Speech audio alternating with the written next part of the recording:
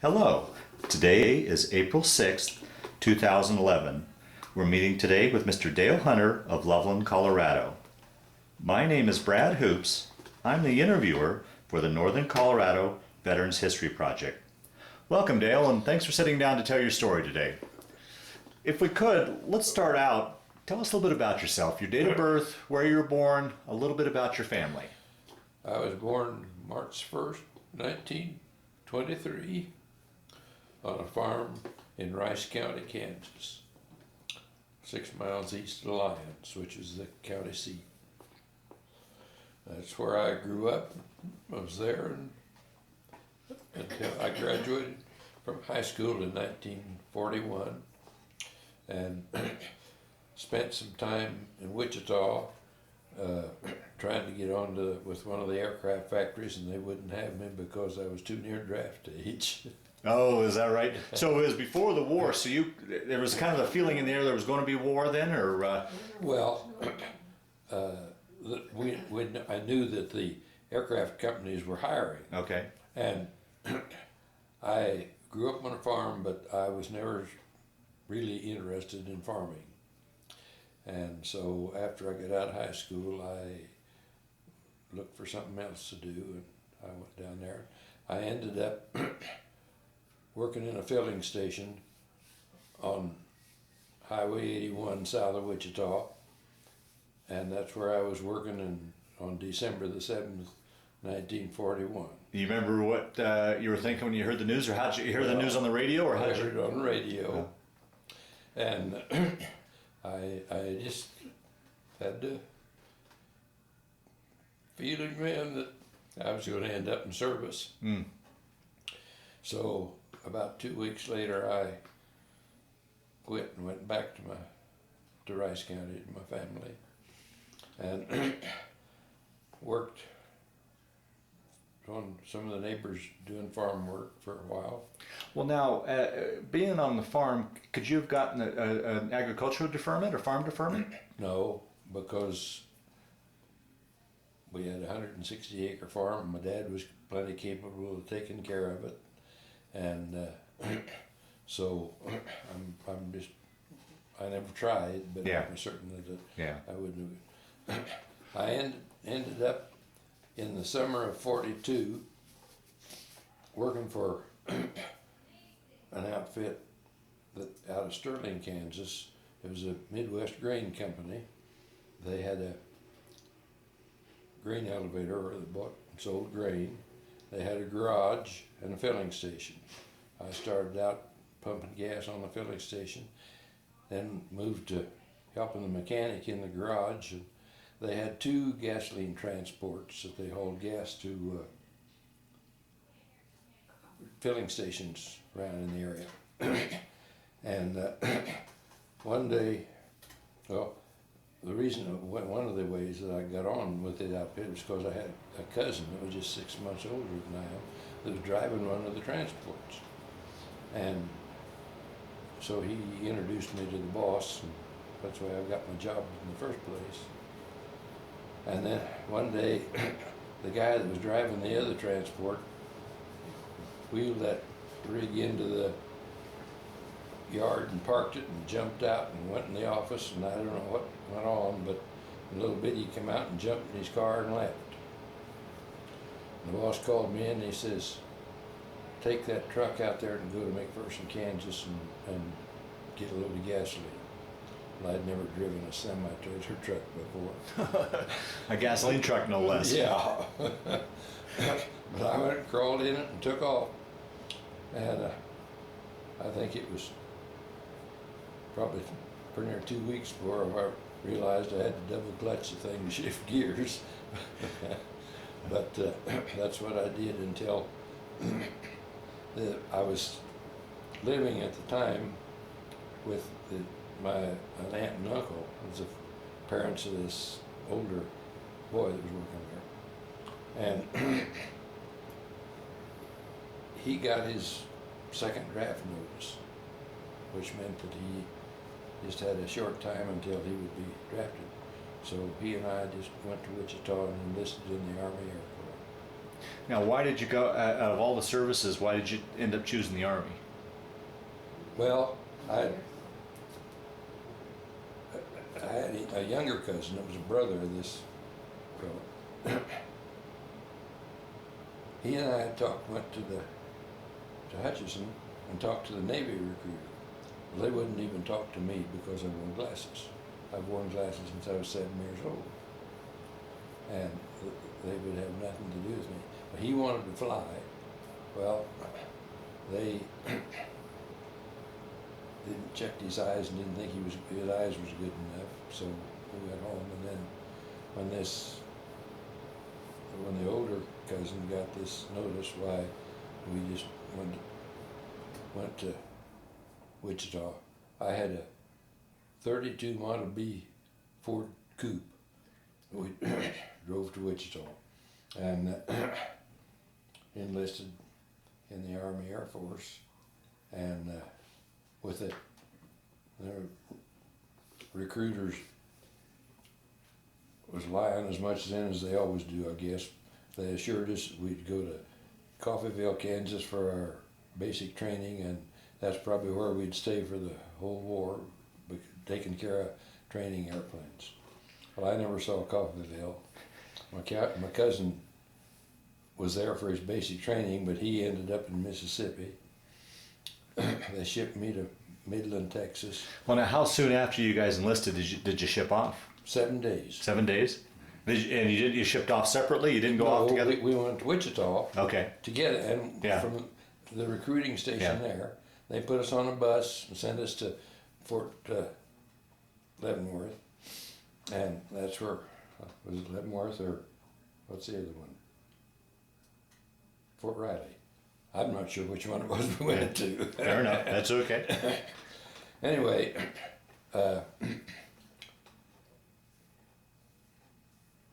we went up there together, and the first evening they put us in a barracks together, but the next day they run us through the physical. I didn't have any problems, but they thought they heard a heart murmur in him, so they sent him back to the barracks, and I never saw him again until after I had been sworn in, had me uniforms, was been shipped out.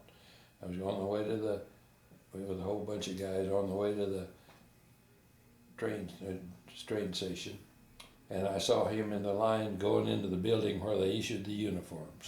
So I knew that he got in, and I never saw him again then until the war was over. I'll be darned. I went to Midland, Texas for my basic, and then they shipped me to Amarillo. Now, how was that going? That transition for you, going from civilian life into military life? Was that much of a? It didn't bother me a whole lot. Okay. I'm pretty easy going, and I just did what I was told and didn't have any problems. Good. But at Amarillo, I went through 6 months of training on B-17s as a mechanic. Then they shipped me to Burbank, California, to the Vega aircraft factory for another month of B-17 training.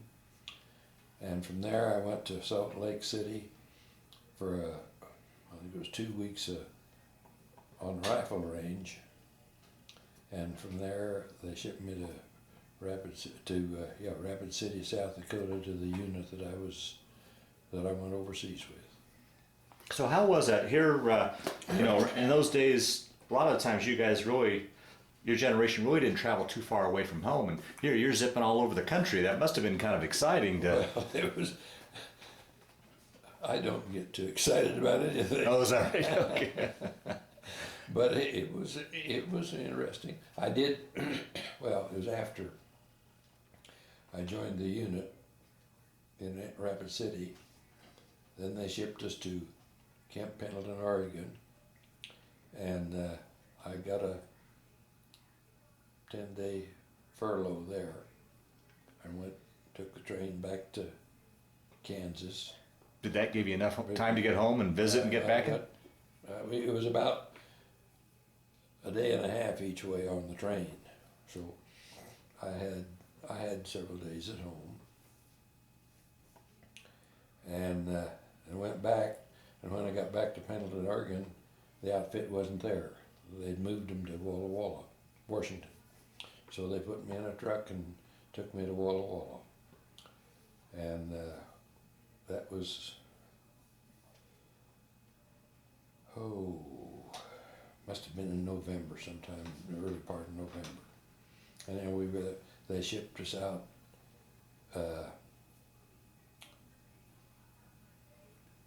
just a few days before Christmas. And we spent Christmas Day on a train traveling from across the northern part of the United States. Went to Camp Shanks, New Jersey. And we were there for a while, and then they took us into New York and put us on the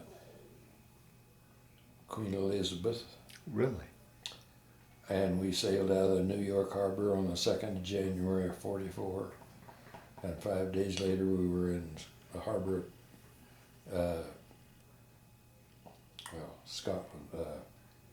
Edinburgh? Edinburgh, no, Glasgow. Glasgow. Glasgow, Scotland.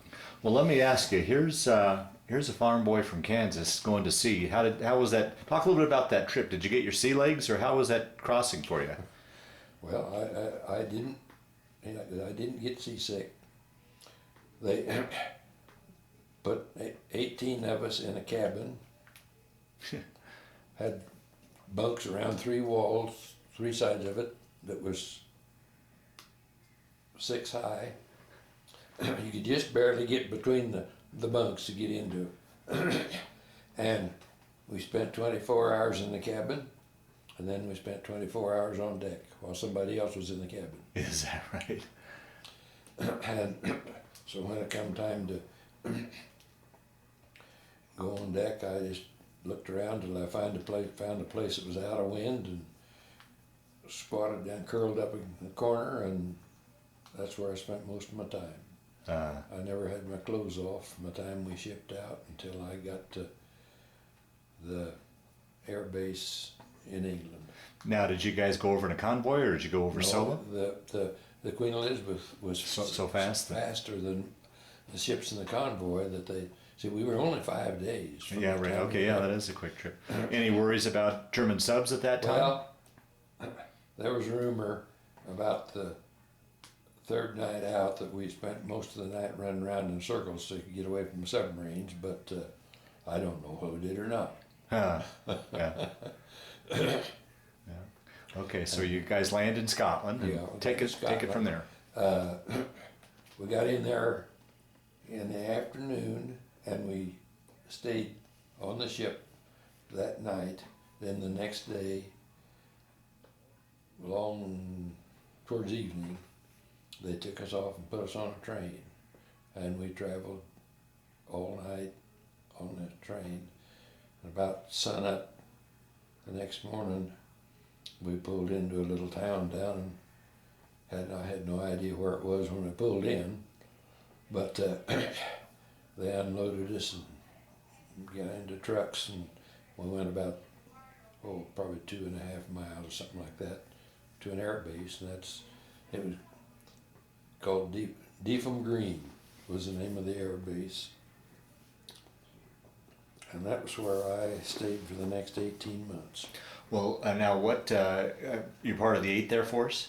I was 731st Bomb Squadron. 731st? 731st, 452nd Bomb Group, 3rd Division of the 8th Air Force. Now, when you went into the Air Corps, were you given the choice as a B-17 mechanic, or how did you end up in that? I was given a choice of being a mechanic. I didn't know. This cousin of mine that was in this at the same time ended up as a hydraulic specialist on P-38s. And he was in England at the same time with a reconnaissance outfit that flew P-38s. Then after the invasion, they moved them over onto the mainland, but I never wasn't any place while I was in England other than on on the air bases we were stationed there. Well, let's talk a little bit about life there, those 18 months, and well, like living conditions there on the base, and Well, we had a Quonset hut on a round top yeah, deal. There was, I don't know, about 30 guys in the barracks, I think.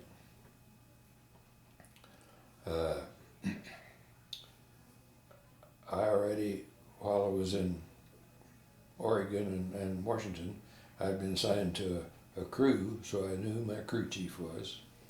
And we got there, he grabbed the bunks were double-decker bunks. He grabbed the top bunk, so I took the bottom one, and it was about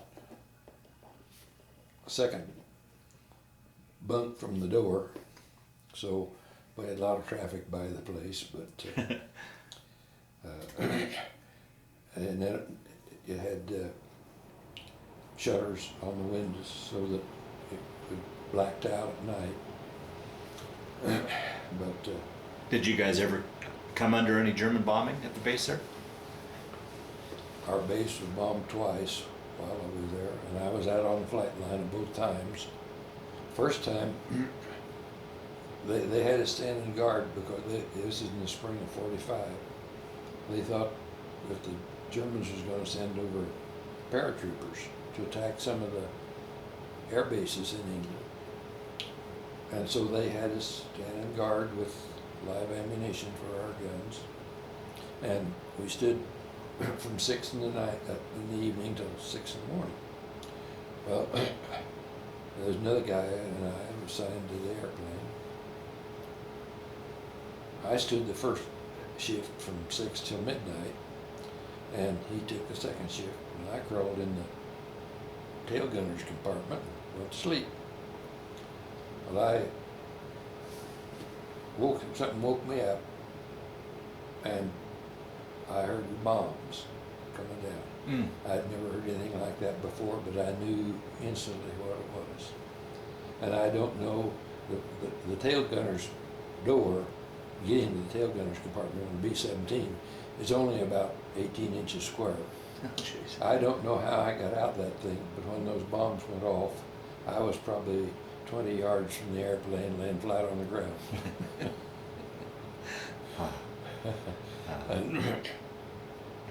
and after that, it was just getting light enough that you could see guys off, maybe 100 yards away. There was a makeshift bomb shelter just back of the airplane a ways. There was a brick square built up for the entrance and about waist high, and then dirt piled up around the outside of it. Well, I headed for that. There was a guy went in ahead of me, and about that time, we saw somebody coming running across the field towards us, hollering, "Octoon, Octoon." Well, I realized then I had a Thompson submachine gun. I left it in the airplane. Well, the guy who went in ahead of me had his carbine with him. He slammed a cartridge into the chamber and put it up to his shoulder and hollered, "Halt." And the guy started talking English. He was one of the truck drivers from the gas, run the gas trucks. And he comes in here getting shot. It wasn't funny because if I know the way I felt. If I'd had my gun with me, I wouldn't have said anything. I'd just cut loose. Yeah, right. Oh boy. Yeah. So it was a good thing I left it in the airplane. Yeah. What was how did the English weather agree with you? And what was the weather like and through that time period? The June was the only month out of the year that it didn't rain. And we worked in the rain a lot of the time. And one night. Now I assume because Americans did day bombing, you guys probably worked at night then. Yes. Oh, okay. The planes usually get back around 6 o'clock in the evening. And if there was anything that needed to be repaired, why we usually stayed. We got to get the thing, unless it was something that was bad enough that the plane wouldn't be airworthy the next day. And got it ready for the next day, and then they got us up about 3 o'clock in the morning to go out and do our pre-flight and everything, so that it was ready to take off about 6 o'clock the next morning. Now, with that kind of schedule, were you getting enough sleep? I don't know. I guess so. I slept through the daytime. So they would be gone, you see, 10 hours or so. Yeah. We all went back to the barracks. I laid down on the bunk and slept in the daytime another time. Okay. Almost like having the midnight shift. Yeah. Yeah. The thing you asked about whether it was, whether I was scared. The thing that bothered me more than those 2 bombings, because they were over with in just a little bit. And I don't know yet whether it was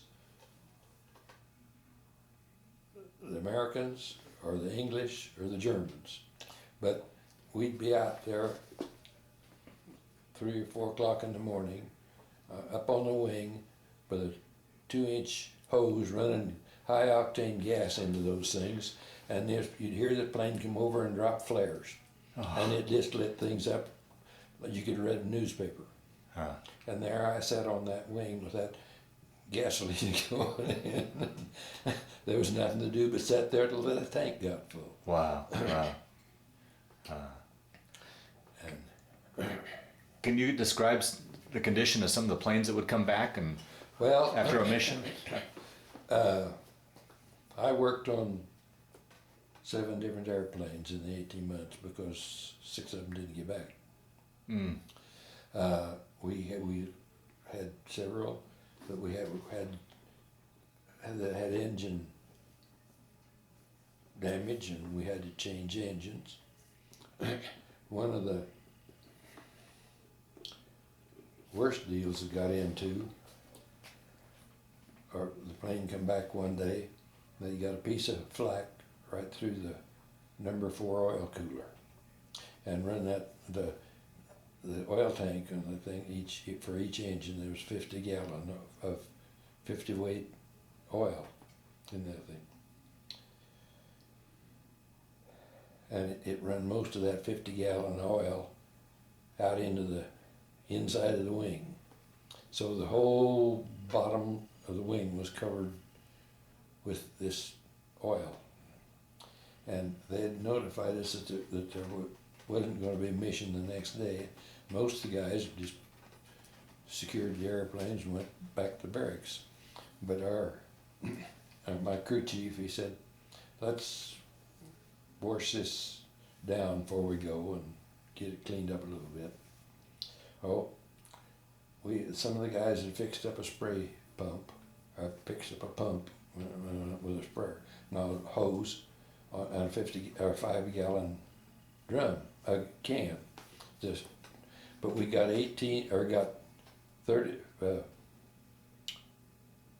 55 gallon of kerosene a month to wash 18 airplanes. So it didn't last long.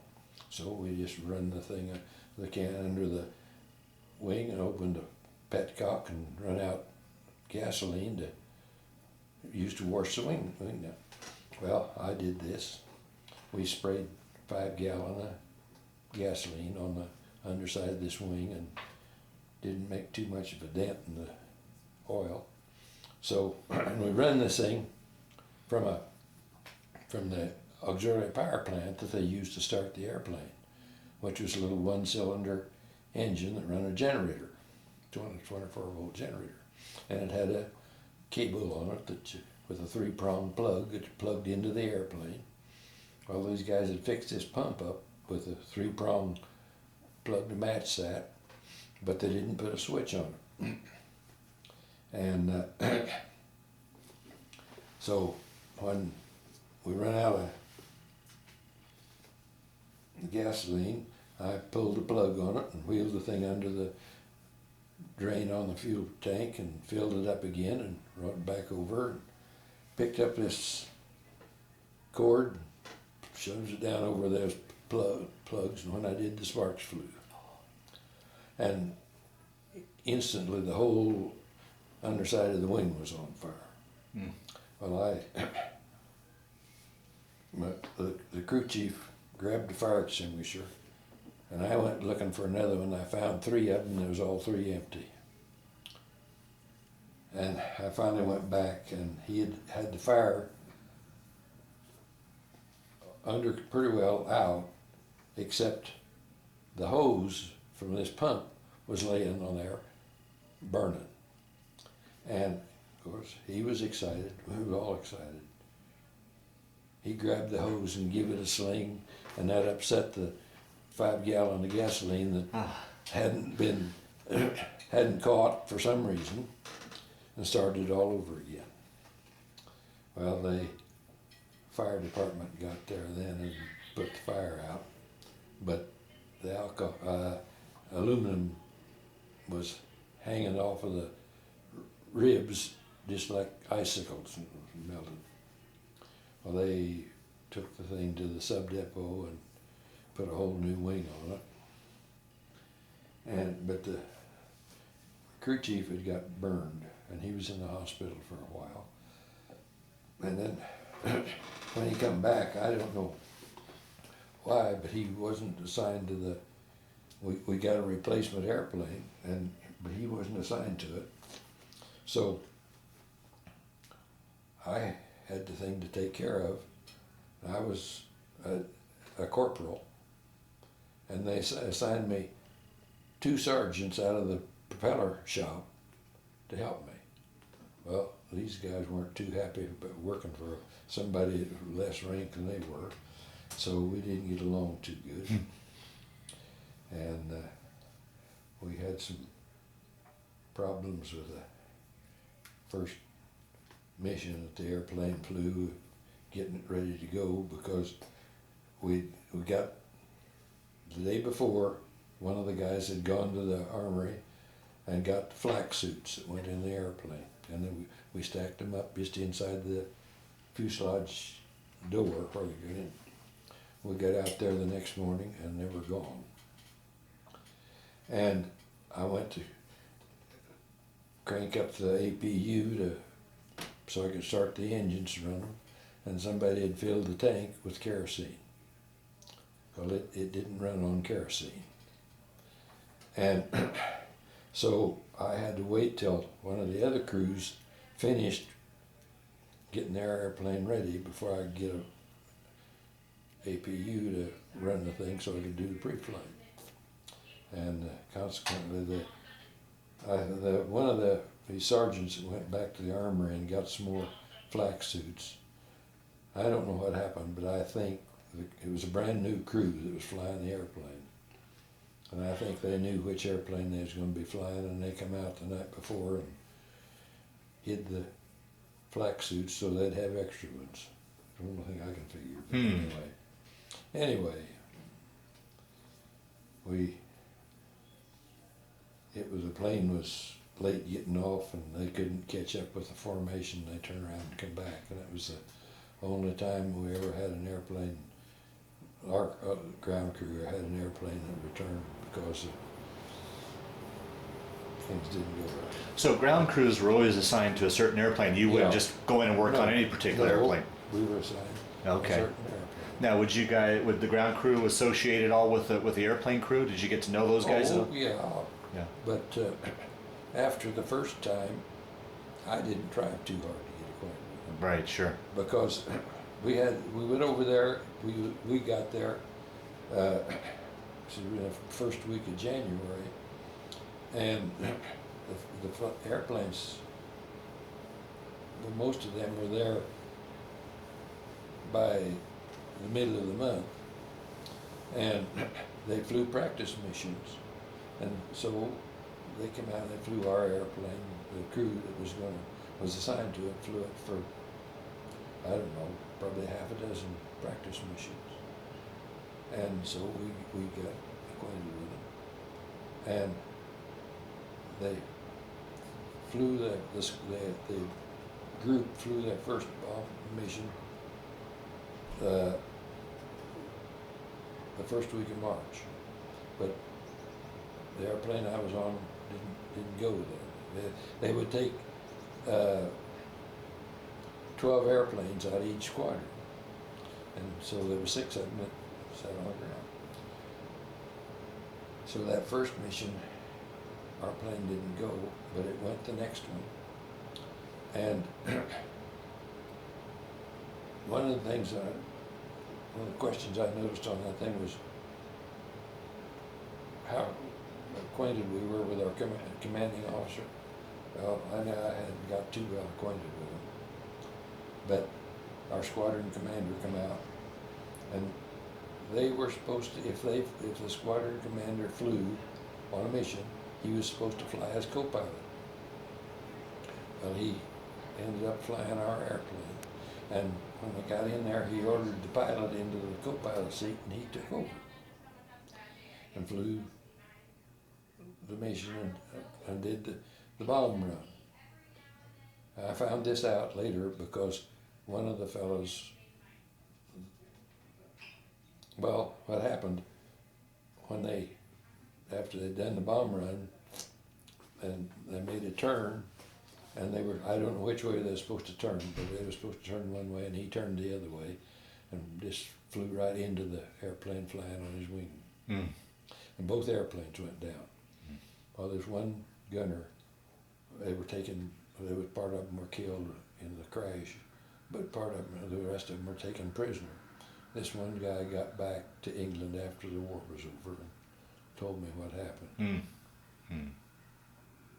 Wow. But he spent almost 18 months in German prison camp, and then the Russians liberated the camp, and as they went out the gate, they handed each one of them a rifle, and then he was in the Russian army for Really? about a month or better before he could get away. And you said you didn't want to talk about what other fellows said, but he was ready to head for Russia right then. He didn't have a good word to say for. So it must have been tough, out of those 7 or 6 planes that didn't come back, as a ground crew, looking up in the sky and seeing your plane not coming back. Yeah, you wondered what happened. Wow. There was one time, one of the planes,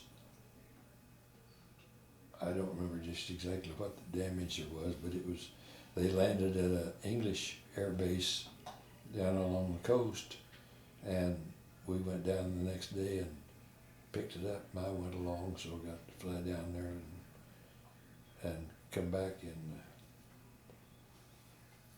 the airplane, and that was about the only flying that I got to do over there. Now, prior to the service, had you ever been in an airplane? Yeah, one time. Oh, is that right? We had a neighbor who had a daughter that was several years older than I am. She went to Wichita and working down there, and got acquainted with a fella who was a pilot, and they eventually married. But one time they flew up to this neighbor who lived just about a mile from us in a J3 Cub, and that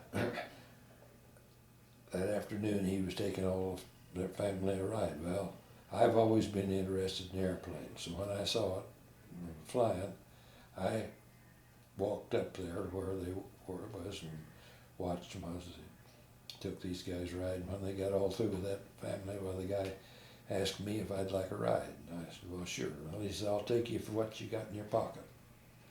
And I think it was 39 cents in my pocket knife, and he took the whole thing, including the pocket knife. But I took off, circled our house and come back and landed. And that was it. Oh, jeez. And that was the only time that I'd ever been up in an airplane. But Now, what would you guys do when you weren't on duty as far as entertainment? Did you get passes and go into London? And we usually got a 2-day pass every 2 weeks. And we were probably 25 miles from Norwich, which is on the coast, on the east side of the, so those are on the North Sea. And I would go up there. A lot of the guys went to London. I went to London a couple of times. But it was a big place. You couldn't find what you wanted. And I never spent any time in the bars, so that was about the only place you could find. I went to a couple of the shows on Piccadilly, but most of the time I just went into Norwich and you'd go to the movies or something like that. I got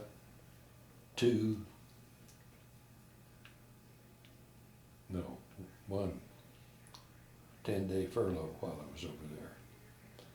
And I didn't know for sure what I was going to do, but when they gave me the furlough, then I got ready and packed some stuff in my duffel bag and went out the front gate to catch a ride into Norwich. And there was another guy there that had got a furlough at the same time. He said, "Let's see if we can hitchhike to someplace up there." So we got out on the road and some guy picked us up and we ended up in the middle of England at night. And so we got a room it was actually just a bed at a motel, because there was another bed in the room with 2 other guys in it. And but this fella drank, and he took off for a pub, and I looked around the town a little bit and went back and went to bed about 8 o'clock. Well, about midnight, I heard a ruckus in the hall, and I got up to see what was going on, and here was this guy coming in drunk, and he was raising Cain with the guy that was in charge of the place, he was wanting to bring some woman in that he picked up, and the guy wasn't going to let him. And about that time, 3 or 4 other doors opened up, and English soldiers stepped out of each one of them, so I just went back inside. I wasn't about to get mixed up in that.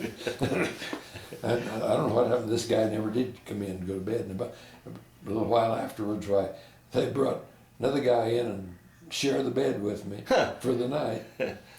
So I expect they got collected for 3 guys for that. All that. Yeah. But anyway, the next morning,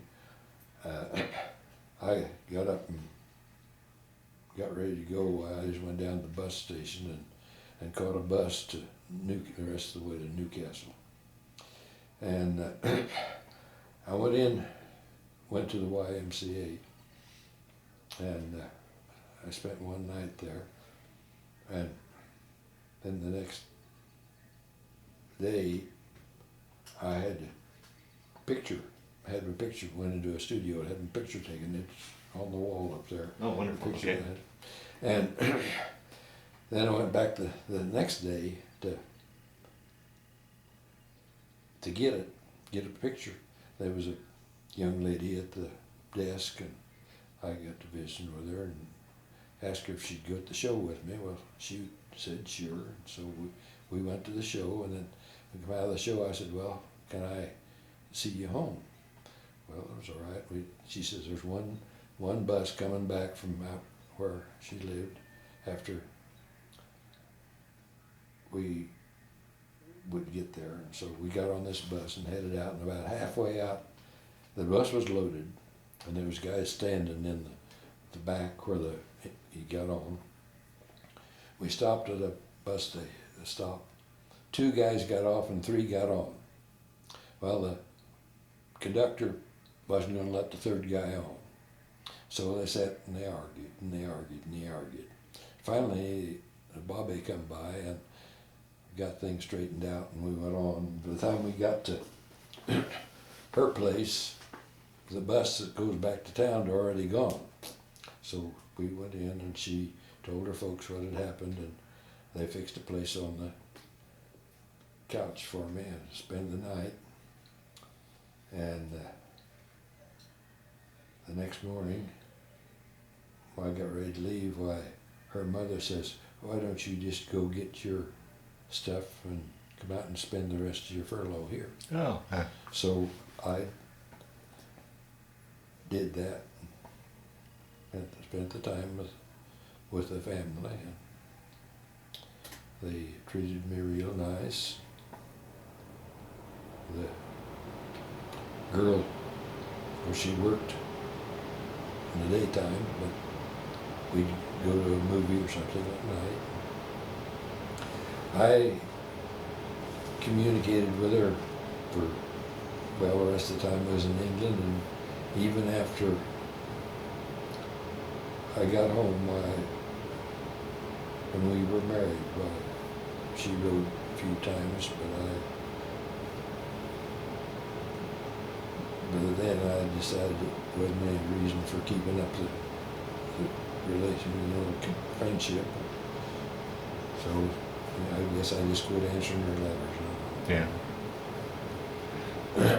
How was that interacting with the English people? Were they? Oh, as far as I was concerned, I was treated as good as could be expected. The only thing, well, a lot of times when I'd go to Norwich, I went out, got acquainted with it through the YMCA there, got acquainted with a family out in the country that had a house that was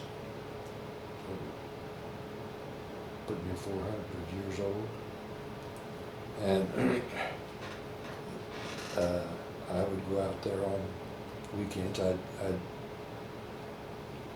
get my ration cards that they issued would let you have, and take them out and give to the lady, and so that could get stuff for meals. And I spent several weekends out there. They had a daughter that was probably 6 or 7 years old, and he was a contractor that built roads. And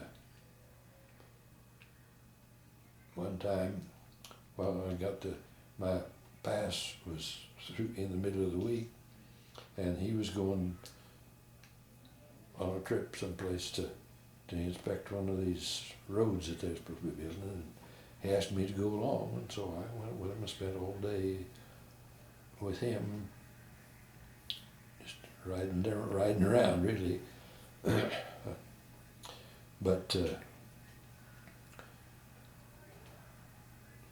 you couldn't ask to have been treated any better. Is that right? Yeah.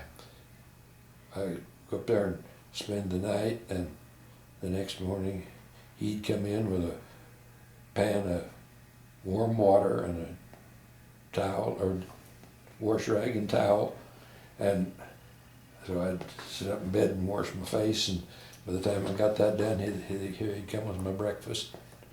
So bizarre. Well, was it, once again, I keep going back to this Kansas farm boy. Here's this Kansas farm boy halfway around the world in England. It must have, once again, a fascinating experience for you. Well, it was to a certain extent. This was a farm, but they did. The people that lived in the house, it was their farm, but they didn't farm it. They had a tenant that worked the ground and all. And so I wrote home and asked my dad to send me a gallon or so of Milo seed, because these people, I asked them about Milo. They grew kale to feed their animals, and I figured 90-day Milo would just work real well over there. And so I sent and I asked Dad to send me some, and he did. And I gave it to these folks, but I don't know what they did with it, whether they ever planted it or what. Yeah, yeah. And how was it, speaking of writing home to your folks, how was that as far as that pretty reliable, pretty getting mail back and forth? Oh, Yeah. Yeah. It was all done by V-mail. Mm-hmm. Can you explain to those that'll watch this tape what a V-mail is? Well, they had this form. You had to use a special form. You wrote the letter on, and turned it in, and it was supposed to be sent in, turned in to the squadron office so they could censor it. But any commissioned officer could censor the letter.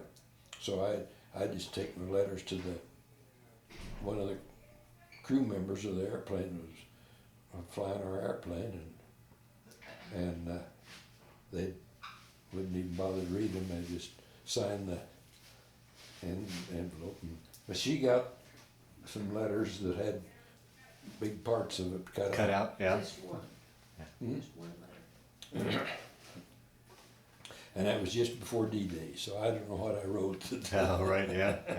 that wasn't supposed to go through, but it didn't.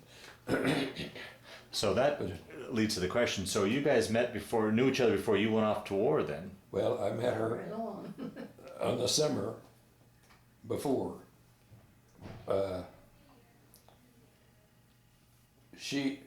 She lived, her folks lived in the panhandle of Oklahoma, but they had lived in Hutchinson, Kansas, and she had an older sister that married a fella, one of our neighbors.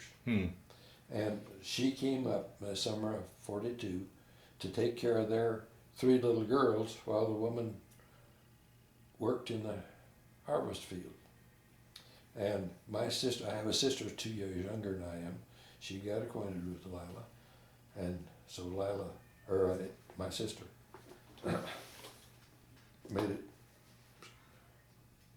arranged it so that she and I met. And I don't know, we ever really had a date where we went to a movie or anything like that, where we both went to a small Methodist church in a close there, and we went to Sunday school parties and things like that. But I started writing her after I got in service, and pretty near got her in trouble. Because her dad was pretty strict, and he'd warned her before she came up there that she wasn't supposed to get acquainted with any boys. And when she started getting letters, why, he wondered what was going on.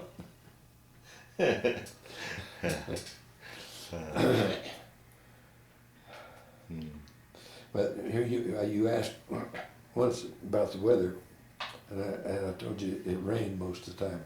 I remember one time we got a piece of flak through one of the superchargers, and they're fit on the underside of the wing on a B-17. But you had to get up, there was 25 quarter-inch bolts around that held the thing in. And you had to get up inside the wing to hold those bolts while they took the nuts off down underneath. And I was the smallest guy on the crew, and so it was up to me to get up in there, and the only way I could do it was take off all my coats and everything, so I didn't have to do anything on but just my coveralls. Oh, geez.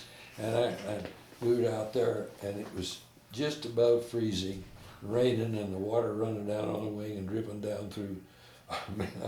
And I was up in there and held those bolts while they took the one turbocharger out and stuck the other up in there and held the bolts while they put the nuts back on. Oh, boy. So it was, I don't know, probably 2 or 3 hours of working. And it got kind of chilly before. Yeah, I'll bet. How was it as far as getting word back, news from home, as far as just what was going on in the States and ball scores? Well, was that pretty good? Yeah, a lot of that was we listened to 2 radio stations. One was BBC, and the other one was a German propaganda station. But they played modern, what was it, within modern music. Mm-hmm. All of the dance, Big band, the big swing. band Yeah. songs and stuff. So we listened to that quite a little bit. In fact,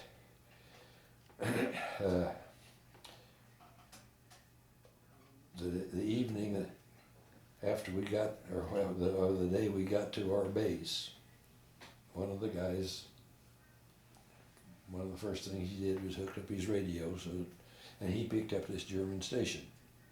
Well, they played 2 or 3 songs, and then this gal come on, and she wanted to welcome the 452nd Bomb Group to England, and they would make our stay as pleasant as possible.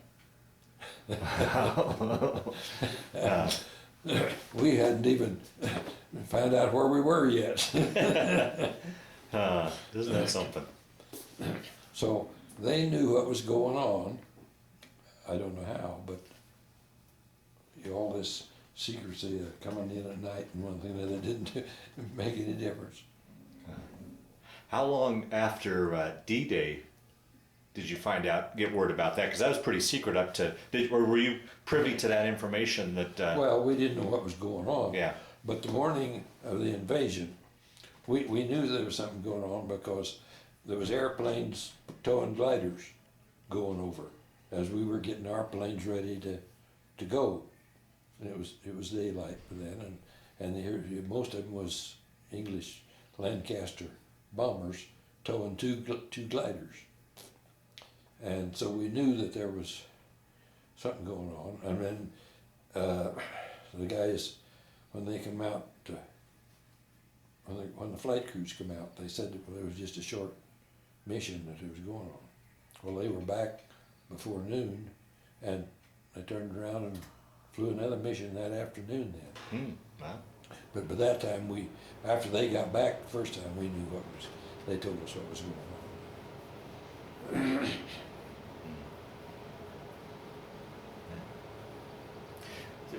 During your time over there, did you ever run into anybody from back home, or anybody you knew? No? Okay.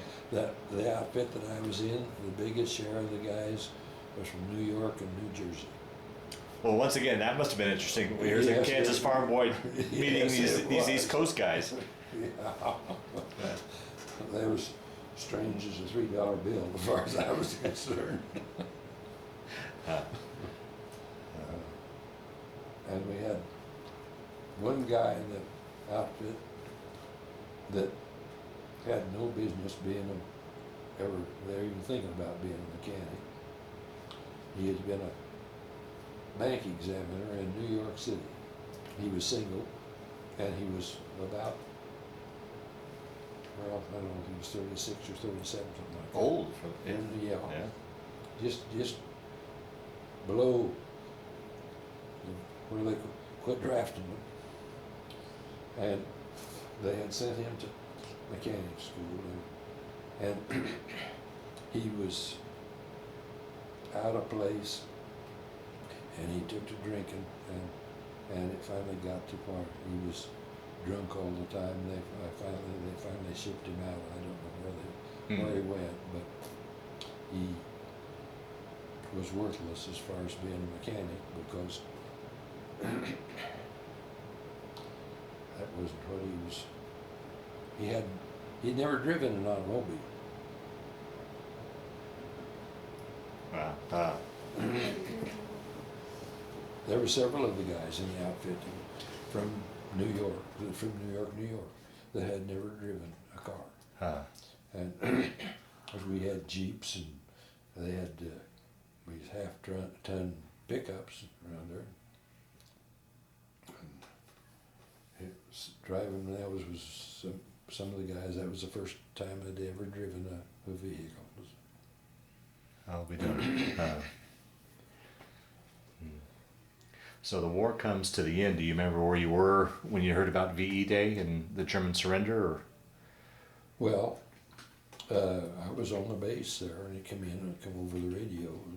Was there a big celebration? And oh yeah, there was a drunken brawl. They had a party in one of the hangars, and some of the guys ended up bringing girls back to the barracks. The first sergeant had to come down the next morning and get rid of them.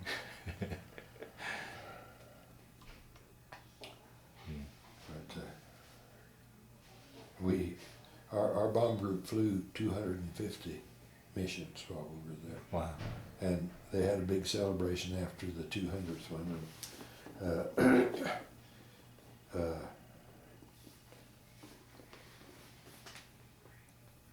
How many did you guys end up losing? Do you remember a rough figure? How many people were lost and planes lost? And Oh, I got that old information up in the barracks, or in the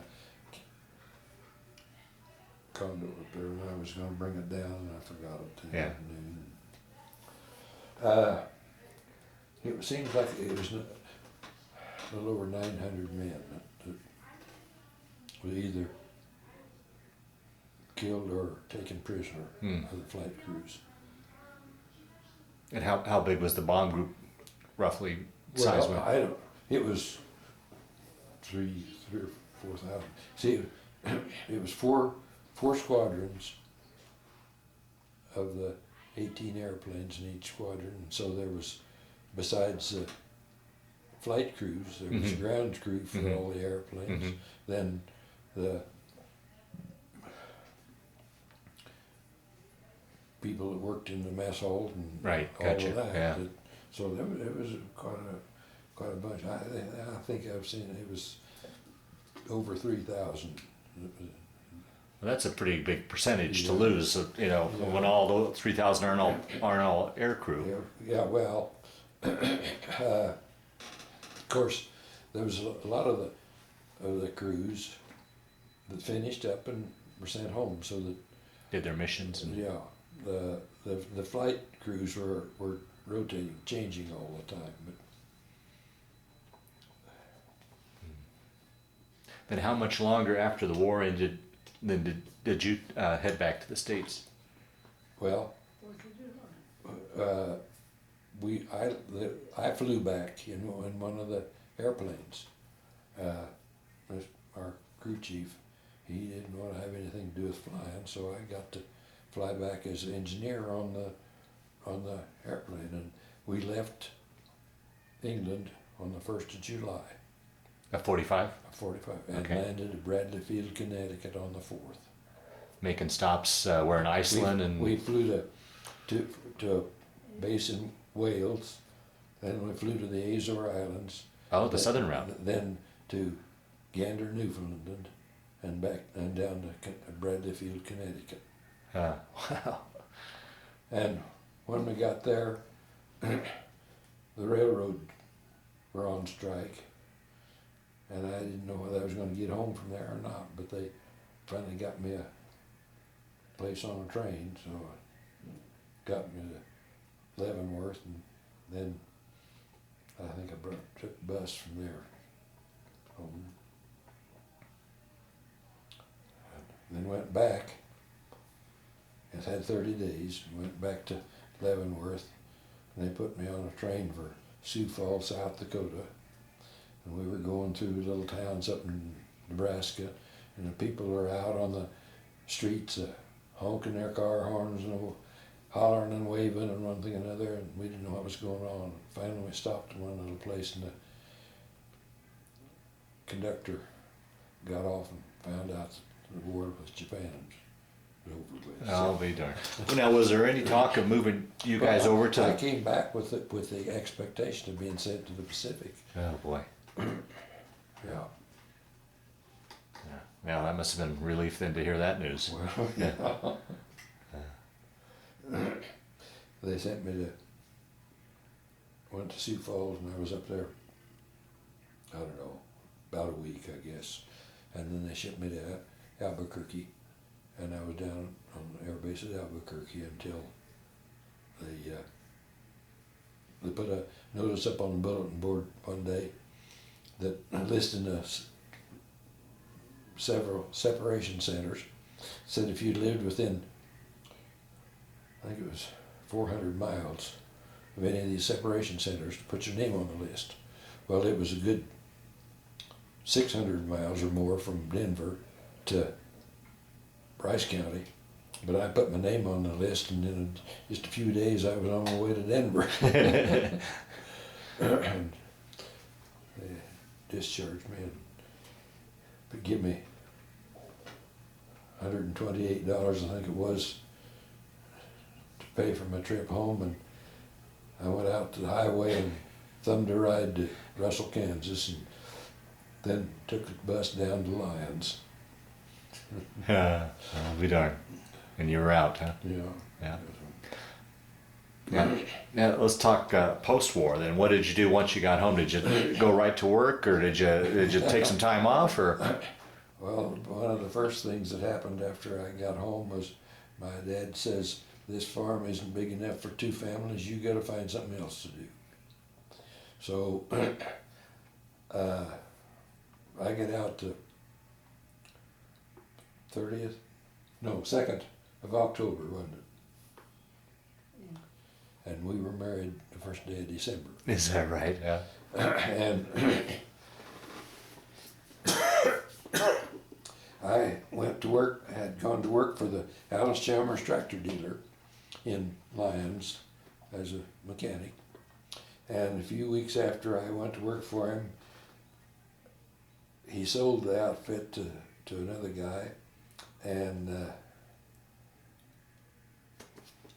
he right away hired another mechanic, and the other guy spent more time in the office buttering up the owner than he did working. And so one day, let's go back a ways, when we were married, her dad, they lived in Enid, Oklahoma, her dad said, "I've got a daughter in Oregon that I want to go see. If you've ever got the time to take that trip, if you'll come along and do the driving, I'll sit in the back seat and pay the bills." Well, I went to work that morning, and the guy called me in, and he says, "I won't need you after Friday." I went home at noon, and I told her, "Call your folks and tell them we'll be down in the morning to start that trip." I went back and picked up my toolbox and went home. The next morning, we drove out of town, headed for Enid. There was a train carload of Alice Chalmers combine sitting on the track ready to be unloaded. I knew they was coming, and I didn't want to bother with that. So, and we spent, 6 weeks? 5 weeks. 5 weeks on this trip. We drove down to Enid. well, we went from Enid to El Paso, and over to Southern California. Visited some folks that had been neighbors to her folks, and then went up the coast and visited this sister that lived in Tacoma, Washington, and then back across Idaho and Wyoming and down through Denver and back to Enid. And then I didn't know what I was going to do. I looked around Lyons or some, and there wasn't any jobs there. And one day I was looking through a magazine, and there was an ad for Spartan School Aeronautics in Tulsa. And I just picked up the phone and I called and talked to the head guy, and he took all my information, and in a few days I got a letter from him saying that I could start school on the 1st of June. It was 46. And we went down to Enid. Now, they had told us some of the information we got from the school that there was hard to find a place to live in Tulsa. And we were down there a few days, and I was looking around town and run across a homemade house trailer. Measured 7 by 14 feet inside. We borrowed money from her dad and bought the trailer and towed it over to Tulsa, and we lived in that for a year. Is that right? I'll be there. Huh? But, well, it was money that he had promised her. Yeah. Now, you were able to take advantage of the GI Bill for your school? Yeah. Okay. And after I got out of school, I went to work for the fellow that run the airport at Stafford, Kansas. I was there a few months, and the biggest share of his income was from flight training for guys on the GI Bill. And he went to Wichita one day, and they told him he wasn't going to get any money for 3 months. So he come home back and told me I was without a job. And we went back to Lyons, and I worked for a sand company there at Lyons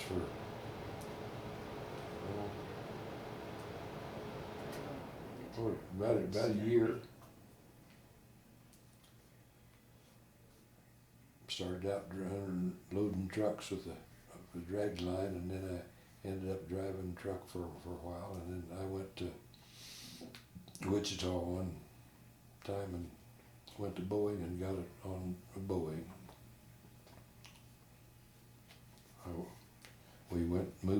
I had an uncle that lived in Mulvane, Kansas, which is 20 miles south of Wichita. We went down there and rented an apartment. I worked at Boeing for almost 2 years, and then I'd taken second shift because it paid more, and she wasn't happy with me being gone the evenings, and so I went over to Beach and went to work for them. Worked there for I don't know how long. A couple of years anyway. A pretty long interview here, I imagine. Huh? Hurry up. But in the meantime, I got the church we were going to in Mulvane wanted to start a scout troop. Well, I had been a scout when I was growing up, and I made the mistake of letting them know that, so I ended up a scoutmaster. And then they wanted the council was looking for somebody to take care of their summer camp. And I thought that'd be a good place to raise a family, and so I quit my job at Beach and we moved on to this Boy Scout camp just east of Augusta, Kansas. And we were there for 4 years. We had a son and a daughter by that time. And I realized that I wasn't going to make enough money there to put kids through college, so I got a job at an engineering company in Wichita as a draftsman. Worked for them for a while. Then went back to Beach. And we had to lay off. And the foreman come around and he says, I've done everything I can to keep you, but I can't. But he says, you go over to the Beach distributor on Municipal Airport and find the service manager and tell him that I sent you over there. So that evening we got off work at 4:30. I just drove straight across town to over there and talked to the service manager, and he said, well, I don't have anything now, but take an application and keep you in mind. And this was the weekend. It was Memorial Day, Memorial Day. So they paid me for Beechcraft paid me for Monday because it was a holiday. Well, Monday afternoon, the service manager called me up and told me to come to work on Tuesday morning. And so I went to work for the Beach distributor. And they ended up, then I was with them for a couple of years, and they had a place at the Russell, Kansas at the airport where they had a salesman and a shop. And they sent me up there to manage the shop. Well, that fell through after a while, and they were going to move me to Garden City, but by that time our kids were in high school, and they didn't want to leave Russell, and several of the aircraft owners didn't want the shop to close down, so I made a deal with the bank to buy the equipment, and I run the place on my own for a while. And then we had one of these spells where, kind of like we're having now, I guess, when things weren't too prosperous. I had a contract with what was then Southwest Air, Central Airlines. And they had an airliner that spent overnight at Hayes, Kansas, which was west of Russell a ways. And I was taking care of it at night. And they moved that to Salina. And so I shut down my shop and we moved to Salina. And I was working at the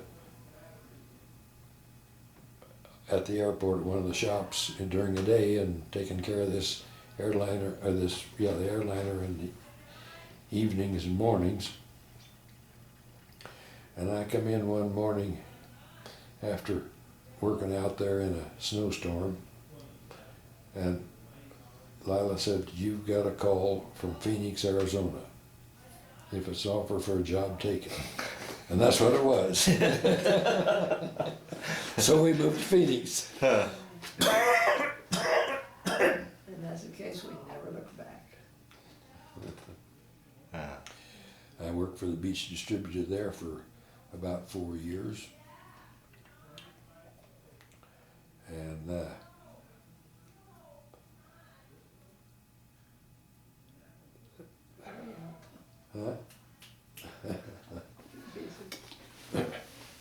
anyhow, I was just trying to think. He doesn't need dates. Honey. How'd you, who is it that wanted you to go to Ecuador? nobody wanted me to go to Ecuador, they wanted you to go to the Oh, airplane. I guess it was, yeah, we, our son has gone to Laterno College in Longview, Texas. It was a college that this Laterno, what was his name? Anyway, that built the earth moving equipment, machinery. He'd started this college because he couldn't hire the engineers he wanted, so he was going to train them himself. And we sent our son down there to go to college. And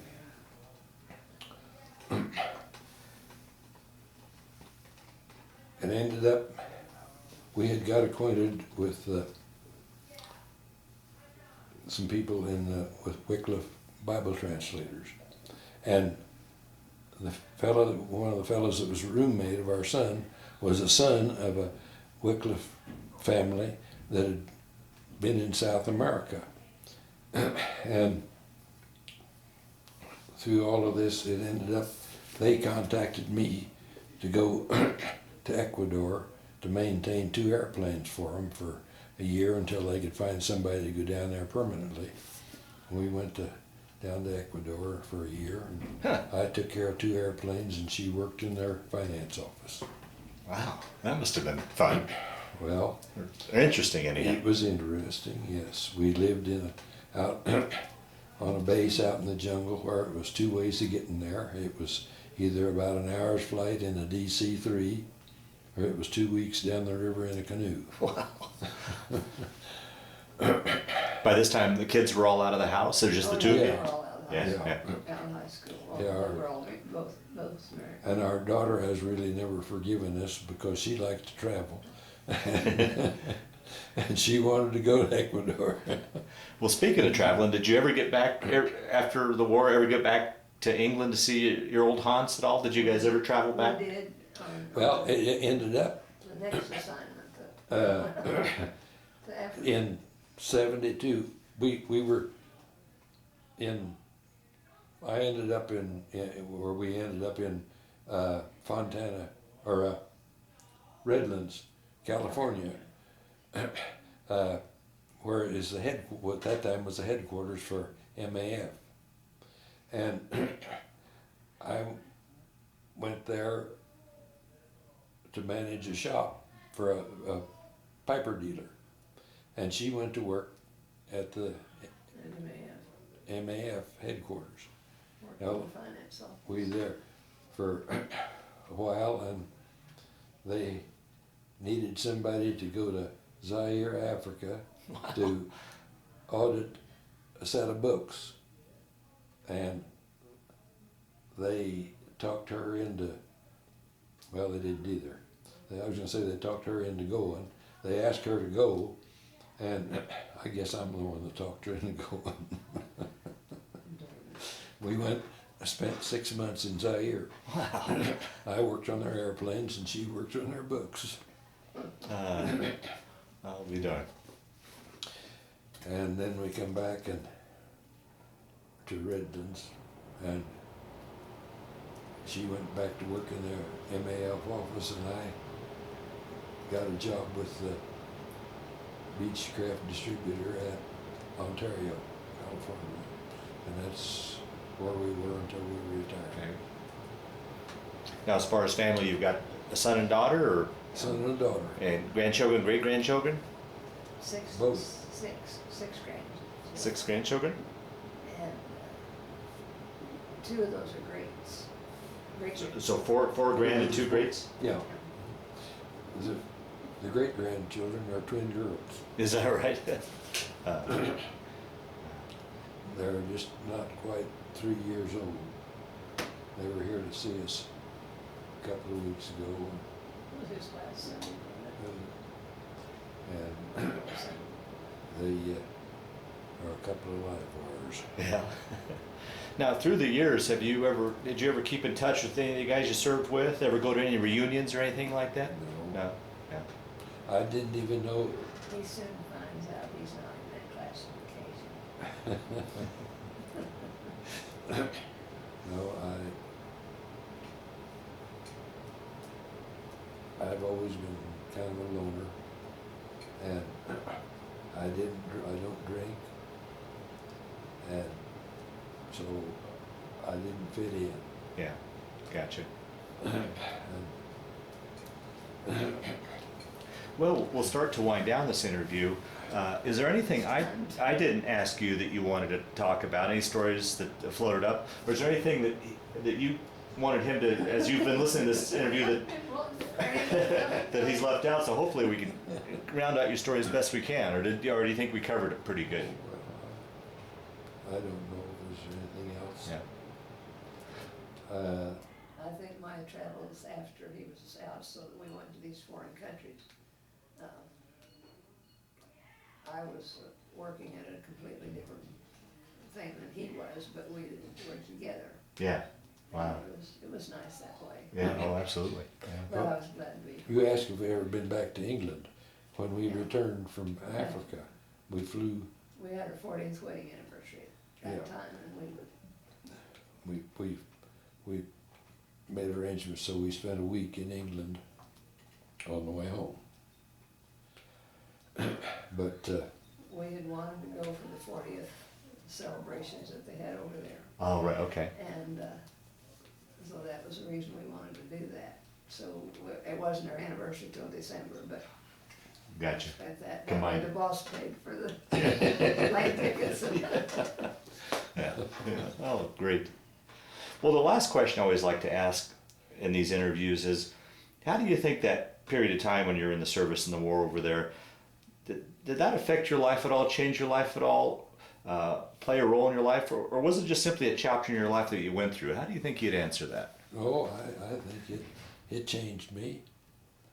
I have always, since When then. we got into my family, it changed me. Yeah, but I never hesitated to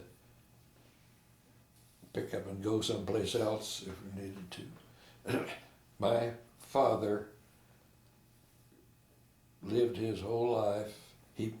His folks moved onto the farm where I was born when he was a month old, and that's where he lived until he went to the hospital before he died. I'll be darned.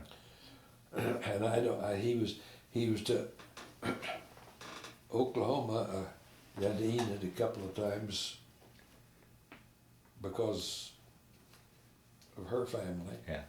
And I think he made a trip to Nebraska one time to see about buying a bull.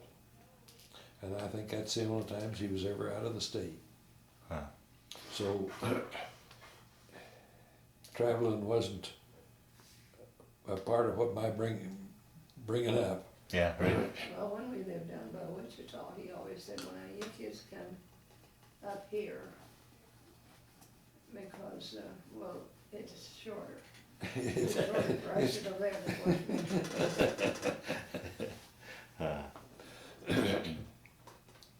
Well, Dale, I want to thank you for sitting down to tell your story today, but more importantly, I want to. You'll edit it, won't you? Oh no! I want to also want to thank you for your service to our country. Well, that was just one of those things that come up, and so I went along with it. Well, thank you.